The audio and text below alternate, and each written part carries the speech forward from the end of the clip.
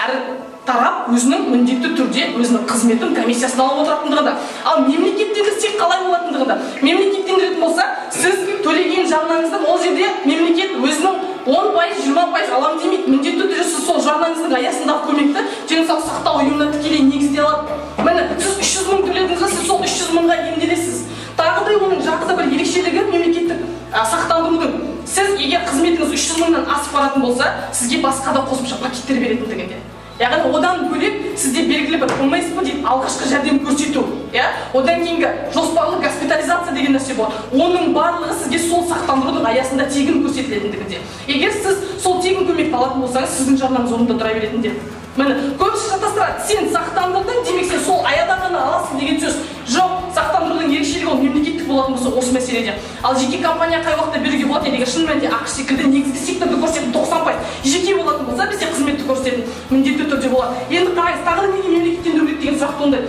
Сақтандырудың аясында бізде 11 категория бар, взностан босатылатын, жарнадан босатылатын. Ол жаңағы балалар, студенттер, инвалидтер, жаңағы құқық саласы, арнайы салада жұмыс істейтін мамандар. Демек, мемлекет бүкіл халықтың 50%-ын қазірдің өзінде қамтамасыз етіп тұр деген сөз. Демек, жеке компанияларда бұл жерде жұмыс істеу өте тиімсіз болады. Олар көп пайда алу үшін көп қосатындығында. Демек, бұдан шығатын сапаның артатындығы, бақылаудың болатындығы және мүмкіндіктің артатындығы. Рахмет. Меншік болсын деген тақырыппен ойламаймыз. Жеке меншік просто тұра берсін. Оның пайдасы бар деген нәрсемен ойламаймыз. Болды. Одан кейін мынандай нәрсе. Жеке бұл кісі ашу барысында жеке компаниялар ол өзінің пайдасын ғана ойлайды. Яғни өте келісем осы нәрсеге. Олар өзінің пайдасын ғана ойлайды. И сол үшін оларда сапасы және қызмет көрсету және сервис болады. Айырмашылық болса да, енді қарапайым сұрақ қойып, мемлекеттік мекемедегі, яғни больницаларда сіздер қаншалықты очередьте тұрасыздар, немесе қанша сағат күтесіздер, қарапайым өзіңіздің бір уколыңызды алу үшін. Бірінші нәрсе. Екінші нәрсе. Одан кейін халыққа қызмет көрсету бойынша біздің оборудованиялар, мемлекеттік оборудованиялар халыққа қызмет көрсетуге лайықты ма, немесе сапалы ма деген сұраққа жауап берсін деп бірінші. Осы. Одан кейін Қазақстан бұл тарапта одан кейін екі үлкен нәрсемен қателессе, Қазақстанның денсаулық сақтауымен ойнаймыз. Я келсем, мен осымен ойнап беретін болам бүгінгі тарапта. Денсаулық сақтаумен ойнаймын, бірақ та бүгінгі тарапта Қазақстанның денсаулық сақтау органдар лайықты ма? Жекеменшік компанияларға немесе мемлекеттік өзін қамтамасыз етіп жатыр ма? Немесе халықты қамтамасыз етіп бере алып жатыр ма? Осы сұраққа жауап берсінші. Үшінші сұрақ. Одан кейін жеке компаниялар, ол Қазақстанның жеке компаниялары болады, және шетелдің жеке компаниялары болады. Осы тарапта біз Қазақстанның компанияларын міндеттей алатын шығармыз, бірақ жеке компаниялар, ешқай шетелдің компанияларын міндеттей алмаймыз. Түсінатсың, айырмашылық осы да. Одан кейін оларды Қазақстанның жеке компаниялары мемлекеттікке міндеттеген көзде сен оның жарайды, оның тұтынушылар көп болсын, бірақ шетелдің компаниялары осы көзде пайда көзі артқа түсетін болады. Яғни сенің бүгінгі тарапта сенің медицинаның артпайтын болады, шетелдің компаниясының қалтасын жоқ мүлдем қалдырмайды. Шетелдің компаниясының қалтасын қалыңдатумен ғана шектелетін боласың. Түсінатсың ма? Медицина қайдан дамымайды. Одан кейін мынандай нәрсе, аргумент бір мүмкіндік дейді. Кімге қандай мүмкіндікті беріп жатқандығын түсініп алуымыз керек. Бүгінгі тарапта біз сұрақ қоюымыз керек. Халық кімді таңдайды деген сұраққа, немесе халық кімді таңдау керек деген сұраққа жауап берейікші. Халық бірінші, сен өзінің шығынын өтейтін, немесе өзіне толықтай қамтамасыз етіп бере алатын, қауіпті күні өз-өзін былайша айтқан кезде қауіпті күні өз-өзін сақтап қалатын жандарға, немесе сондай компанияларға құятын болады. Сен оның бірінші мемлекет бізге қандай бонус береді, мемлекет андай береді деген жағдай жоқ. Ол бірінші өзінің денсаулығын қай дәрежеде сақтай алатын, немесе кімге қаншалықты дәрежеде сене алатын нәрселерге ғана құятын болады. Осы сұраққа жауап бере алған жоқ. Одан кейін мынандай нәрсе, сапасына байланысты айтады. Сенің сапаң бойынша сен Израильде, Америкада қабылданған болатын болса, сен қалай мемлекетті логикалық түрде қарсыласың, онда сен қалай мемлекеттікке ұсынып бересің, басқа дамыған мемлекеттерде жеке компаниялар болатын болса. Осы сұраққа Нұрберген мырза жауап береді деп ойладым. Одан кейін жеке компаниялардың принципіне келетін болса, жеке компаниялардың принципі мынандай үш таптау принципі бар. Сен өтелген шығын берген салыңа байланысты шығынын өтеп беру, яғни сен берген ақшаңа байланысты сапасын алу. Екінші тұрғыда сен жаңағыдай сос пакетте, үшінші тұрғыда сенің басы құндылығың ол сенің денсаулығыңды сақтап қалу болды. Яғни сенің айтып жатқандар нәрсенің бәрі ойнамайды. Одан кейін мынандай нәрсе, мемлекеттік компаниялар, мемлекеттік мекемелерде дейді да, енді мына нәрседе ойнайтын болады. Міне қараңыздаршы, үш жағдай бар. Ол Қазақстанның жеке мемлекеттік компаниялар, ол шетелдің мемлекеттік компаниялар және мемлекеттік компаниялар. Яғни қарайтын болсақ, Қазақстанның жеке компаниялар мемлекеттік компанияға аударатын болса, яғни халықтың бәрі соған өтетін болады. И осы тұрғыда сенде бірінші очередь болады, екінші очередь сенің сапаң төмендейді, себебі сен мүлдем халыққа қызмет көрсете алмай жатсың. Үшінші тарапта шетелдің компаниялары осы кезде пайда көреді, себебі халық шаршайды, очередьтан немесе басқалардан сұнатсың ма, осы кезде шетелдің компаниялар қабылдайтын болады. Үшінші нәрсе, бәсекелестік мүлдем төмендейді. Сұнатсың ма, бәсекелестік төмендегеннен кейін медицина қайықтан дамиды, қабылданбайды, медицина мүлдем дамымайды. Сенің жеке компаниялардың хал-ахуаты немесе сервис көрсетуі, немесе халыққа қызмет көрсетулер мүлдем түсіп кететін болады. Себебі сен мемлекеттік дәрежеде мемлекетпен ойнайтын болсаң, ол мемлекет ешкіммен бәсекелеске түсуге құқылы емес. Сұнатсың ма, олар өздерінің жұмыстарынан атқаратын болады. А сен жеке Қазақстанның жеке компаниялары болатын болса, сенің отандық медицинаң дамитын болады. Осы жерде үлкен қақтығыс туындайды.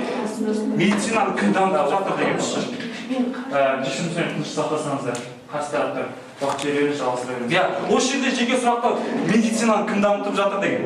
Кім жауап берді? Өкінішке. Мемлекет дамыта алатын шығар, мемлекет басқарып алатын шығар, бірақ жеке компаниялардың әсерімен. Одан кейін мынандай нәрсеге қарайтын болса, бүкіл мемлекеттендіреміз. Бірақ та білесің ме, мен сізге қарапайым мысал келтірейін. Менің анам көзі көрмей қалды. Бірақ та сіз мемлекеттік органда жұмыс істейді. Оларды бізге 11 миллион қаржы керек болды. Бірақ та мемлекет толықтай өтеп бере алды ма? Жоқ, 1 миллион қаржы бөлді. Ал егер мемлекеттегі жаңа сақтандыру компаниялары халықтар көбейетін болса, толықтай қамтамасыз бере ала ма хал-ахуат? Жоқ, өкінішке қамтамасыз етіп алмайды. Яғни қымбаттау болса сапасын ойлаған дұрыс екендігін осы жерде көретіндігіңізде. Одан кейін сұрақтарға байланысты халықтың қалауы кімге түсіп тұр? Бірінші очередь халық осы жерде тегін емделіп жатқан жоқ. Мемлекет дегенге бір тегін ассоциация қалыптасатын шығар қазіргі тарапта. Бірақ та ол сақтандыру болғаннан кейін ол шығын болады. А шығын бойынша сен по-любому ақша төлеп жатқаннан кейін жеке мемлекетке төлеп өзіңнің лично барып личный кабинетіңмен кіргенің дұрыс емес пе? Осы тарапта бірінші қызмет көрсету бойынша халыққа ойламайды. Одан кейін екінші тарап жағдаяттарға байланысты сен жеке компанияға берілетін болса, немесе жеке компаниялар болатын болса, бұл тарапта бүгінгі тарапта мемлекет заведовать етеді. Себебі неліктен? Себебі сен өзіңнің личный кабинетің болғаннан кейін жаңағы сенде очередь деген күтпейді. Одан кейін саған арнайы қызмет көрсетулер қолданылатын болады. Және де сен бүкілімен бірдей қызмет көрсету қалпына емес, яғни көптің бірі болмайтындығында. Одан кейін жеке компаниялардың пайдасы деген сұраққа жауап беретін болса, алдын ала 30 минут. Жеке компаниялардың пайдасына келетін болса, жеке компаниялардың пайдасы бойынша білесіздер ме, мемлекеттік не бойынша медициналық аппараттар бойынша қайда жеке компаниялар 25 жыл аралығында, яғни ол медицина саласы бойынша, техника саласы бойынша 150 жылда мемлекеттік нелер артта қалып болғандығын, яғни осы тарапта сенің мүлдем денсаулық сақтау органдары немесе сенің денсаулық сақтау нелеріне мүлдем келмейтіндігі жағдаяттар. Өкінішке орай мемлекетті қолдаймын әрине, бірақ та біз өзімнің денсаулығын ойлаған жөн көремін. We completely agree with the opposition side that rehabilitation and safety are the most important concern of ours. And we will prove in our case why wet houses will give more of both in our world, and we are proud to propose. But first, a bit of rebuttal. Opposition side claims that both provide safety and rehabilitation to people. We completely do not agree with this. We believe that the main difference between dry and wet houses is that people do not want to join dry houses because they do not want to give up their alcohol consumption, and because of this, those people are not able to get rehabilitation and safety. We believe that in our case, in case of opposition, most of the homeless people get nothing. They do not get even one side of rehabilitation support, not talking about both sides. And we believe that in our case, those people who want themselves to get rehabilitated, who have this desire, will still go to dry houses because this is volunteer choice. We do not ban dry houses, we just provide alternatives. And we believe that in our case, we will provide at least one side of support from those specialists, from those psychologists, to those who will actually go to wet houses instead of drinking in everywhere around the city. We believe that ordinary people will actually understand this policy, at least because when people will start drinking in wet houses instead of near their homes and near their children, they will support this because they will see that they became less homeless people drinking around their houses. And we believe that it is not necessary to go sober to succeed in life. We believe that people can drink and be successful in life, they can still work, and we see a lot of examples of people who drink and who are actually successful in their lives. Moving to my case, sorry, a bit late. In my case, I will prove you two most important things. I will prove you why, in our case, we will get actually more rehabilitation and safety, and I will show you why we, as a government, have an obligation to provide safety even to those discriminated and disenfranchised. Why more homeless people will join warehouses and dry houses? We believe that in status quo there exists a strong barrier for homeless people to join dry houses, to go to those, to try to rehabilitate. We believe that, first of all, they do not believe that this treatment will actually be effective for them. They want to stay out of those dry houses because they do not trust government. And in this case, and those people are actually addicted to alcohol because they were forced by circumstances to start drinking when they lost home, when they lost hope and a job and etc. And so this addiction stops them from joining dry house. We believe that for most of those homeless people, addiction to alcohol or addiction to drugs is the only source of happiness in this miserable world for them. And we believe when they see that government tries to take away the only source of happiness they have right now, they do not want to trust government, and they do not want to join dry houses, and they do not actually get neither rehabilitation nor safety in their case. And we believe that because there will be now nobody, those people will be able to go to those wet houses instead of dry houses, still drink, do not give up their source of happiness, but get strong psychological help and get security measures and that will provide them safe consumption of alcohol and safe consumption of drugs, probably by preventing the spread of diseases and other possible outcomes of spread of ineffective use that happens right now. And second, to continue this point, we believe that this will actually lead to more rehabilitation. So don't you think that if a person decides to go to one of these houses, he already wants to be great, and giving him allowing him to drink and consume the drugs is actually getting worse in this situation? And those people who want to go to dry houses now, they will still go to dry house because we have bans them. We believe that we target, first of all, people who do not now go to dry houses and who now drink and consume drugs on streets without any safety measures and without any rehabilitation, and they will get now this, in our case, we believe. And we believe that this will actually lead to more likely rehabilitation of those people, because actually alcohol and drug addiction can be treated with necessary medical and psychological support that will be provided in wet houses. We believe that, first of all, in wet houses there will be available psychological support who will try, at least from one side, to help those people, to help them socialize properly, to help them solve inner problems, psychological, and therefore get rid of necessity to consume this alcohol. We believe that those wet houses will still be able to help them with documentation, to find work, to find probably relatives, and this will give them more opportunities to exchange this only source of happiness they have now for work or for other sources of happiness in this case. And we believe that in this case they will be more likely to rehabilitate themselves and to rehabilitate from alcoholism or drug addiction. We believe that there will be a lot of mentors, volunteers to help those people socialize in those wet houses. And we believe that in status quo they drink because simply they have nothing else to do and nothing else to get happiness from. In our case, they will get other sources of happiness and they will get other opportunities, and therefore they will most probably stop drinking and stop being drug addicted in wet houses after they will get professional support. Why do we have an obligation to protect even those disenfranchised people?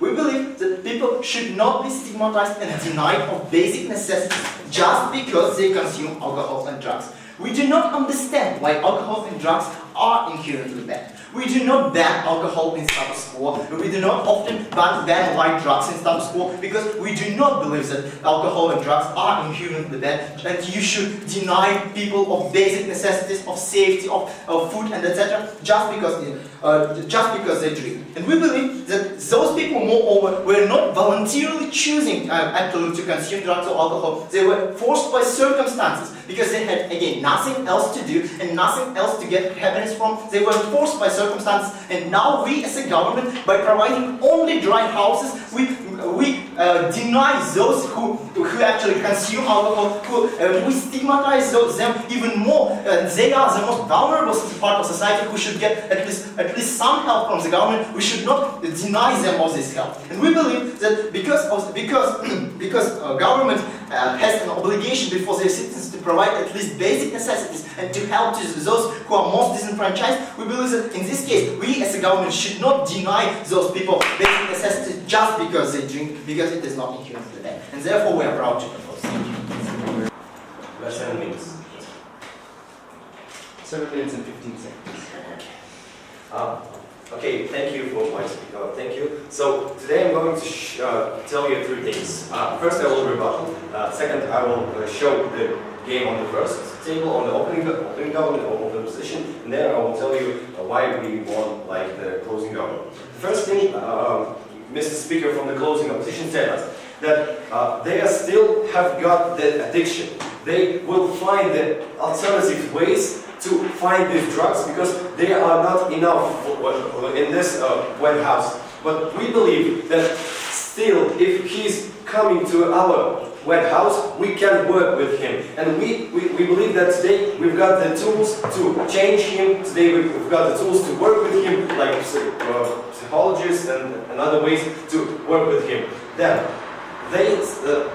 another pointer said us that he will not believe us. But why this drug or alcohol addicted man will believe us instantly in wet house, not in dry house?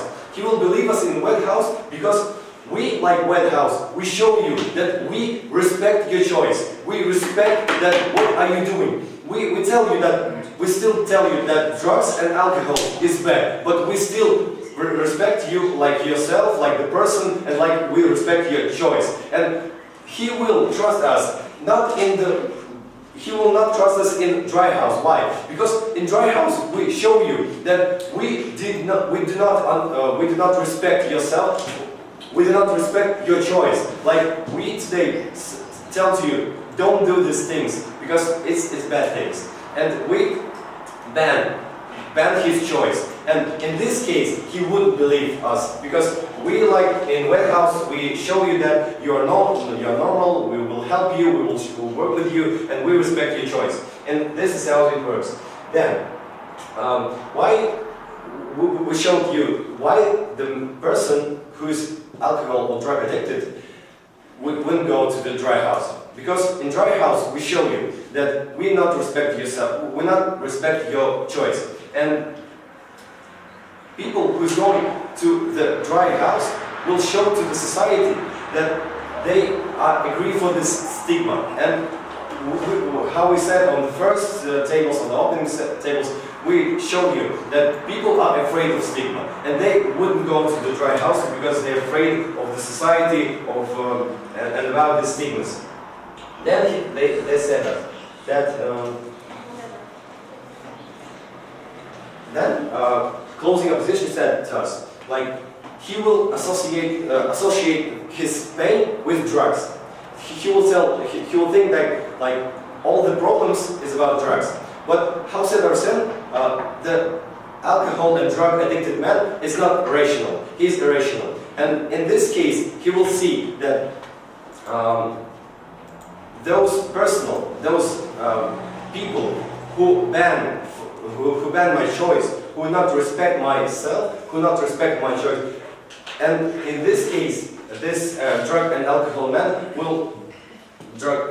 addicted man will associate his pain with those people who ban his choice, who are not respecting his choice. And we believe that it will create the reaction of, it will create a negative reaction from this person. And he wouldn't go to the dry houses. And he wouldn't respect that because they haven't got the similar reaction from the other side. Okay, let's talk about analysis and group speech. On the first tables, we see the situation that opening government tell us how we can get more protected in wet houses and how we can work with them step by step. But we today showing you how it works. We're showing you how on the practice we can take it to the life. And the first our argument was about inclusiveness. Today it's really important to show this drug and alcohol addicted men that they are still part of our society. Сегодня мы должны понимать, что главная задача оппозиции – это опровергать правительство. Сегодня мы с Димашем вводим вам аргумент – преступность. Людей, наркоманов, они уязвимый слой населения, и сегодня их вербуют. Эти наркоманы ширяются где-то в падиках, и потом они идут и под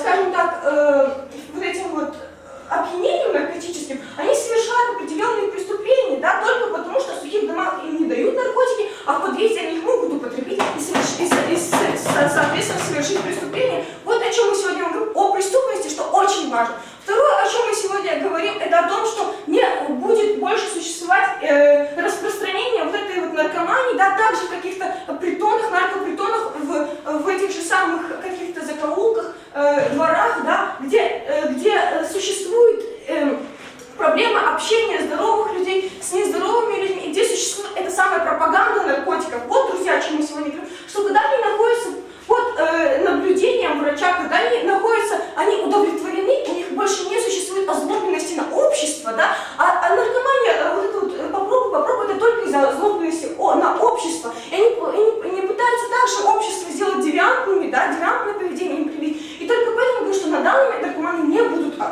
настолько озлобленными, и они не будут распространять, да, вот это вот свое негативное влияние.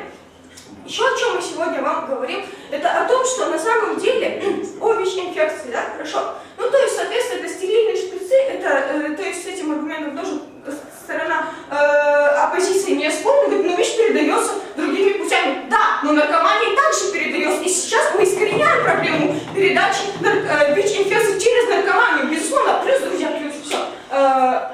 Далее, о чем мы сегодня говорим, о том, что наркоманы чувствуют себя изгоями, наркоманы чувствуют себя непринятыми. И надо понимать, и надо понимать, что на данный момент, когда мы говорим, государство говорит, мы будем вас лечить так, как вы хотите лечиться, мы будем вам применять к вам более мягкие методы, более гуманные методы по отношению к вашему, прежде всего, физиологическому состоянию. И у наркоманов больше есть, у тех наркоманов, которые хотят вылечиться, есть больше мотивации лечиться именно в мокрых домашних реабилитационных центрах, где их будут по жесткочу привязывать, где их будут бить сапогами и так далее, да, о чем мы сегодня говорили.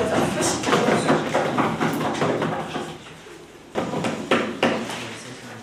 Так, я приветствую всех на данном дебатном раунде. Меня зовут Асанов Айбек. Сегодня выступаю в роли аналитика со стороны оппозиции. Итак, давайте все-таки начнем с маленького анализа первых столов.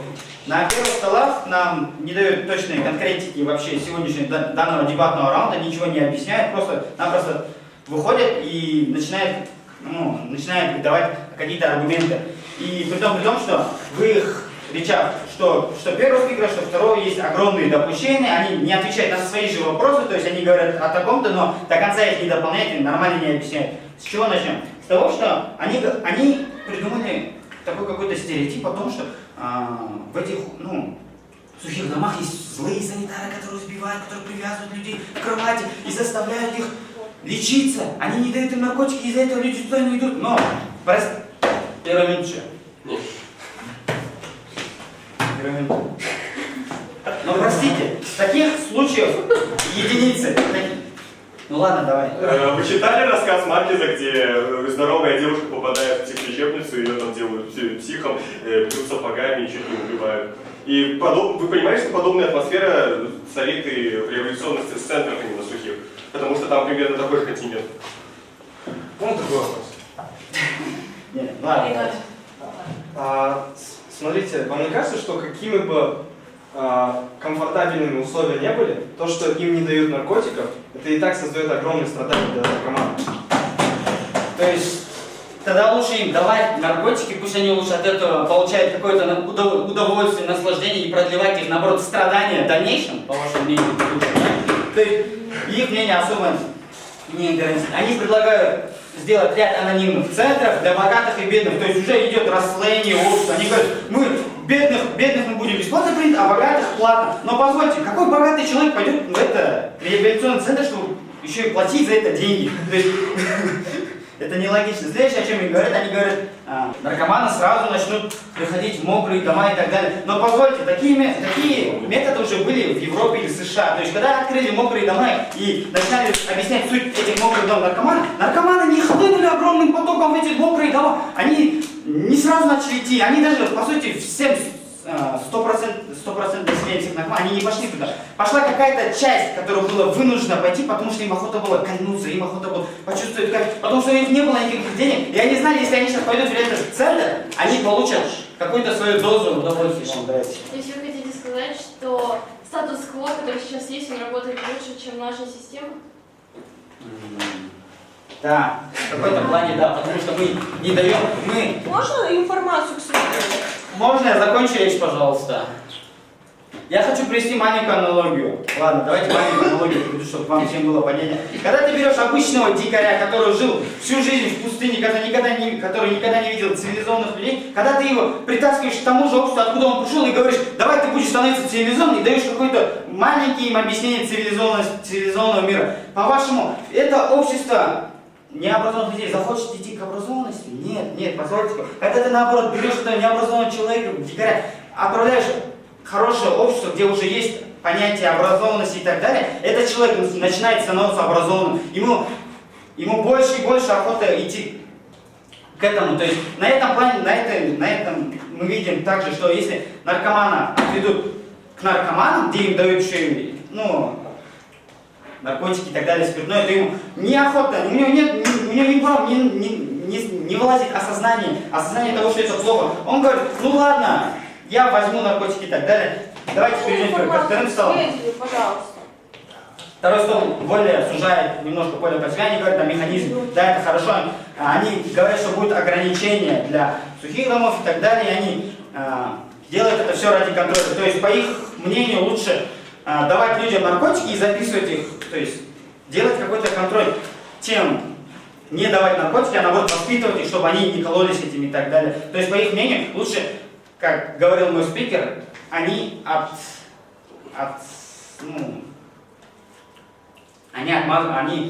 хотят найти какую-то отмазку, они не хотят, по сути, бороться с этим легально, они хотят просто, давайте мы создадим какие-то определенные условия для этих наркоманов, чтобы эти наркоманы пришли к этим условиям, сами лечить его, и у нас будет все хорошо, и еще и у нас по каким-то документам будет все идеально, потому что мы еще и будем фиксировать из-за этого, и как по каким-то чудесным образом ВИЧ-инфицированных будет становиться меньше и так далее.